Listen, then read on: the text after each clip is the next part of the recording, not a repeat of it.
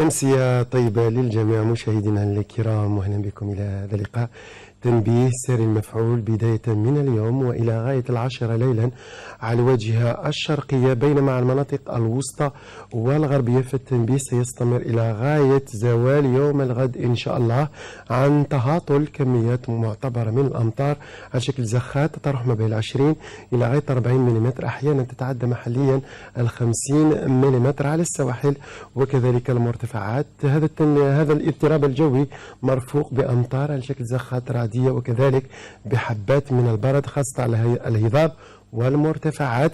أما على الجنوب سحب ركمية مطرة أحيانا على شمال الصحراء ومنطقة الواحات، مع زوابع رملية ستنشط على أقصى الجنوب الصحراء الوسطى ومناطق الجنوب الشرقي خلال هذه الليلة وخاصة صباحة الغد إن شاء الله. مقاييس ما بين 11 لغاية 17 درجة على الواجهة الشمالية، ننتظر 17 درجة إلى غاية 18 درجة على بشار وتندوف، 25 درجة على الصحراء الوسطى، 20 درجة على تامرست وبسكرة، كذلك غرداية 27 درجة على أقصى الجنوب. أما خلال ظهيرة الغد إن شاء الله درجات الحرارة القصوى تبقى دائما فصلية على المناطق الشمالية، تتراوح ما بين 22 لغاية 25 درجة على الواجهة الساحلية، 17 درجة فقط على الجلفة، 35 درجة على غرداية وبشار، 34 درجة على تندوف، 40 درجة على الصحراء الوسطى، 40 درجة على أقصى الجنوب.